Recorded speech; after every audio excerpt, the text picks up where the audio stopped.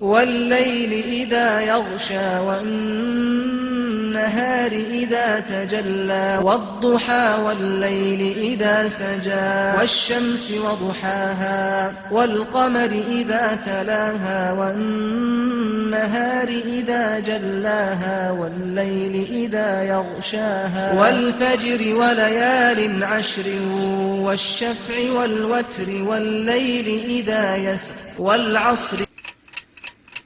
Il y a deux bienfaits au sujet desquels beaucoup de gens sont dupés, la santé et le temps libre. C'est la personne à qui Allah Azza wa Jalla a comblé de bienfaits avec une santé qui lui est profitable, avec du temps libre, mais malgré cela, il perd son temps et il utilise cette santé dans des choses qui concernent les désobéissances d'Allah subhanahu wa ta'ala.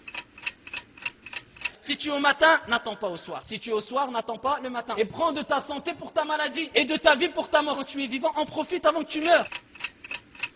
Il y a des gens qui, même pendant le mois du Ramadan, qu'est-ce qu'ils trouvent à dire? Bon, aujourd'hui, je ne sais pas comment je vais tuer le temps. Comment je vais tuer le temps? Comme si, ici, il était voué au paradis. Il n'y a plus rien à faire. Al-Qur'an Al-Karim, pas besoin de le lire. Il n'a rien à faire, il est chez lui, il ne vient pas à la mosquée. Ya Abdallah, si ça suffisait pour entrer au paradis que de tuer le temps, eh ben je pense qu'on serait tous au paradis. Ya Abdallah, si tu veux le paradis, la marchandise d'Allah est chère. Il faut travailler. Tout travail mérite salaire. Si Allah Azza wa Jal jure par le temps, c'est pour montrer l'importance du temps, ya ibadallah, et pour nous rappeler qu'on ne doit pas perdre notre temps et qu'on doit apprendre cette religion. Apprends ta religion et ne t'occupe pas des autres, car tu rendras des comptes sur ce temps-là. Tu rendras des comptes sur ce temps-là. Tu rendras des comptes sur ce temps-là. الحمد لله رب العالمين حمدا كثيرا طيبا مباركا فيه واشهد ان لا اله الا الله وحده لا شريك له واشهد ان محمدا عبده ورسوله اما بعد ايها الاخوه والاخوات mes chers frères et sœurs. Rapporté par l'imam al-Bukhari rahimahullah ta'ala, le messager d'Allah alayhi salatu wassalam a dit, il y a deux bienfaits, ni'matan, deux bienfaits au sujet desquels beaucoup de gens sont mystifiés ou dupés. Il y a deux bienfaits au sujet desquels beaucoup de gens sont mystifiés ou bien dupés, avec une traduction approximative. Le prophète alayhi salatu wassalam a mentionné ces deux bienfaits et il dit la santé et le temps libre, as-sihhatu wal-faragh, la santé et le temps libre. Et c'est la personne, cette personne qui est dupée, c'est la personne bien portante et qui a du temps libre, mais qui n'en tire pas profit. C'est cette personne dont le prophète alayhi salatu wassalam parle dans ce hadith. C'est la personne à qui Allah Azza wa Jal a comblé de bienfaits avec une santé qui lui est profitable, avec du temps libre, mais malgré cela, ayyuhal ahbab, qu'est-ce qu'il fait? Il perd son temps et il utilise cette santé dans autre chose qui convient aux pratiques religieuses, dans des choses qui concernent les désobéissances d'Allah subhanahu wa ta'ala. Il n'est pas reconnaissant envers son Seigneur quant à ce bienfait qui est la bonne santé. Et il n'est pas reconnaissant envers son Seigneur tabaraka wa ta'ala concernant ce bienfait, et qui est le deuxième bienfait, qui est quoi? Qui est le temps libre. Et c'est pour ça que le prophète a dit, il y a deux bienfaits. Il y a deux bienfaits au sujet desquels beaucoup de gens sont dupés, la santé et le temps libre. Et ça, c'est parmi les plus grands des bienfaits. Et qu'est-ce qu'a dit Allah Azza wa Jal concernant ces bienfaits de façon générale dans le Coran Al-Karim, dans le Saint-Coran? Écoute ce que dit Allah subhanahu wa ta'ala. Et si vous comptiez les bienfaits d'Allah, vous ne sauriez les dénombrer. Si vous comptiez les bienfaits d'Allah Azza wa Jal, vous seriez ou vous ne sauriez les dénombrer. Tab'an. Et on connaît les bienfaits d'Allah Azza wa Jal, ils sont innombrables. Et Allah Azza wa Jal dit dans le Coran Al-Karim ensuite, à la suite de ce verset, l'homme est vraiment très injuste et très ingrat. L'homme est très injuste et très ingrat. Il n'est pas reconnaissant envers son Seigneur tabaraka wa ta'ala concernant ces bienfaits qui sont innombrables. Et ne serait-ce concernant que ces deux bienfaits, la santé et le temps libre. Et le fait de ne pas être reconnaissant, ayyuhal ahbab, envers Allah subhanahu wa ta'ala concernant ces deux bienfaits, la santé et le temps libre, c'est le fait, ayyuhal ahbab, de perdre son temps. C'est le fait de perdre son temps et d'utiliser sa santé dans la désobéissance d'Allah subhanahu wa ta'ala. Et voilà que Ibn Umar radiyallahu anhuma, il disait, comme il est rapporté par Al-Bukhari rahimahullahu ta'ala, il disait, إذا أصبحت فلا تنتظر المساء. Si tu es au matin, n'attends pas au soir. وإذا أمسيت فلا تنتظر الصباح. Et si tu es au soir, n'attends pas le matin. Si tu es au soir, n'attends pas le matin. وخذ من صحتك لمرضك ومن حياتك لموتك. Et prends de ta santé pour ta maladie. Quand tu es en bonne santé, en profite avant que tu sois malade. وَمِنْ حَيَاتِكَ لِمَوْتِكَ. Et de ta vie pour ta mort, quand tu es vivant, en profite avant que tu meurs. Parce que quand tu seras mort, ya Abdallah, quand tu seras mort, tu ne pourras plus accomplir des actions qui te seront profitables, mais tu rendras des comptes concernant toutes les actions que tu as fait ici-bas, ya Abdallah. Et perds pas ton temps, ayyuha al-ikhwatul kiram. Ya Abdallah, ya Akhi, ya Ukhti, ne perds pas ton temps, car le fait de perdre son temps, c'est parmi les critères des infidèles. C'est parmi les critères des non-musulmans. Et c'est le comportement qu'ont les non-musulmans. Et c'est ce qu'Allah Azza wa Jalla a détaillé dans le Coran quand il dit, écoutez bien, Allah subhanahu wa ta'ala les a blâmés.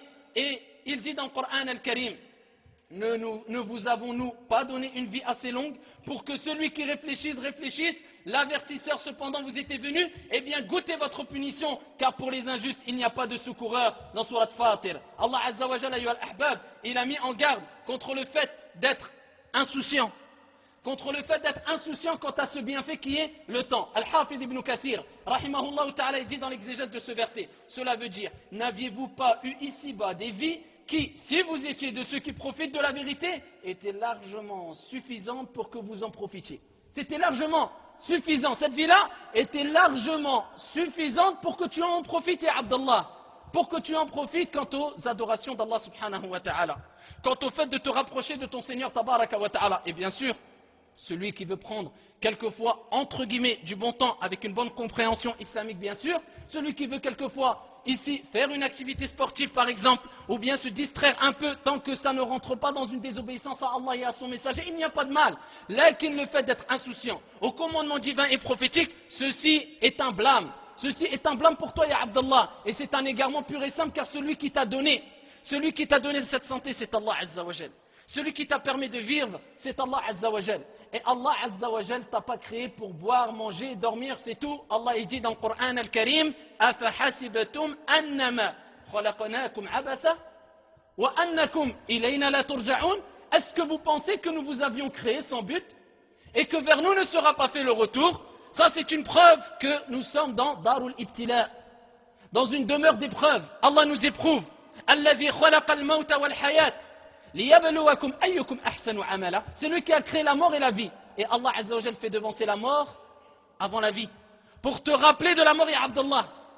Et pour pas être dépassé par les passions et les plaisirs de la vie d'ici-bas, Allah il dit, c'est lui qui a créé la mort, al-maut, wal-hayata liyabluwakum ayyukum ahsanu amala, pour vous éprouver qui sera le meilleur en action. Ayyukum ahsanu amala, qui fera les meilleures des actions? C'est une demeure d'épreuve, ya Abdallah. Ad-dunya sijnul mu'min.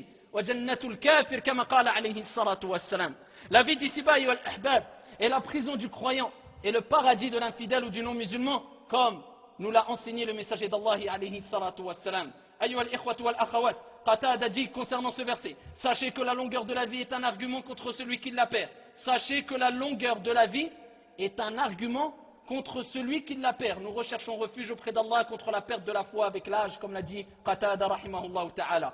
Et comment dire le contraire? Alors que l'imam al-Bukhari rahimahullah ta'ala a rapporté dans son sahih selon Abu Huraira radiyallahu anhu wa arda que le messager d'Allah alayhi salatu wassalam a dit, Allah subhanahu wa ta'ala n'a laissé aucune excuse. Écoute bien, toi qui as eu une longue vie, toi qui as dépassé les 60 ans, Allah Azza wa Jal n'a laissé aucune excuse à une personne dont il a prolongé l'âge jusqu'à 60 ans. Aucune excuse. À celui dont il a prolongé l'âge jusqu'à 60 ans. Et l'imam Ahmad a rapporté dans son Musnad, selon Abu Huraira, radiyallahu anhu arda, avec une chaîne de transmission authentique, celui à qui Allah accorde une vie de 60 ans.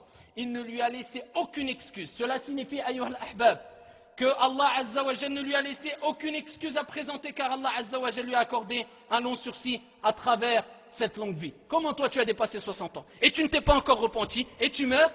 Et ensuite, on espère le pardon d'Allah subhanahu wa ta'ala. Allah il pardonne à qui il veut.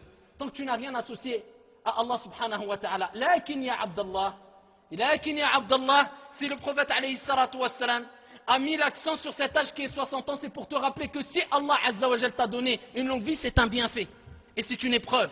Allah t'a éprouvé dans cette vie d'ici-bas. Bien plus que cela, il t'a donné l'opportunité d'avoir une longue vie. Donc de multiplier les obéissances. Et toi, qu'est-ce que tu as fait? Tu n'as rien trouvé d'autre que de multiplier les désobéissances. Ainsi, Allah subhanahu wa ta'ala a mis l'accent dans le Coran al-Karim, a mis l'accent et a montré l'importance du temps qu'on gaspille, du temps qu'on utilise à rien faire. Bien plus que cela, il y a des gens qui, même pendant le mois du Ramadan, qu'est-ce qu'ils trouvent à dire? Bon, aujourd'hui, je ne sais pas comment je vais tuer le temps. Comment je vais tuer le temps? Comme si, ici, il était voué au paradis. Il n'y a plus rien à faire. Al-Qur'an al-Karim, pas besoin de le lire. Faire des prières à l'heure, pas besoin de le lire. Il n'a rien à faire, il est chez lui, il ne vient pas à la mosquée. Et il dit, il faut que je tue le temps. Ya Abdallah, si ça suffisait pour entrer au paradis que de tuer le temps, eh ben je pense qu'on serait tous au paradis. Ya Abdallah, si tu veux le paradis, inna sil'at Allahi ghaliya, la marchandise d'Allah est chère, il faut travailler. Tu es dans une demeure d'épreuve, ya Abdallah. Et si toi tu travailles pour un employé dans une entreprise, et tu fais 35 heures par semaine, est-ce que tu auras le même salaire, de façon générale, pour le même travail qu'une personne qui a fait 70 heures dans cette semaine? Abadan. Tout travail mérite salaire. Plus tu as travaillé, et plus tu auras un salaire équivalent à ton travail. Et pareil à Abdallah pour le delà. Pareil si tu veux acquérir le paradis et la satisfaction de ton Seigneur. Plus tu auras travaillé et plus tu monteras, bi'idnillahi tabaraka wa ta'ala, même si tu veux au paradis, les degrés du paradis. Car dans le paradis, al-jannah, darajat, il y a des degrés.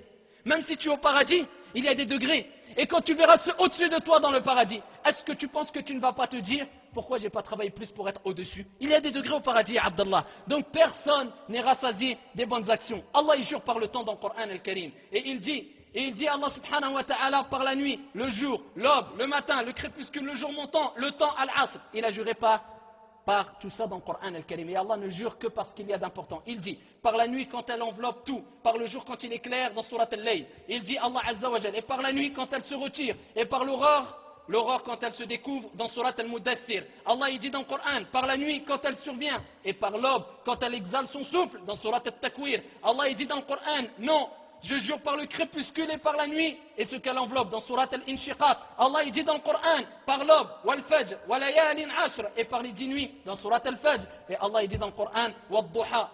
Allah il jure aussi et il dit wad-duha, et Allah subhanahu wa ta'ala il dit wal asr, par le temps, innal insana lafi khusr, al-ayat. L'homme est certes en perdition, illa alladhina amanu wa aminu s-salihati wa tawasaw bil haqqi wa tawasaw bis sabr, sauf ceux qui croient et accomplissent les bonnes actions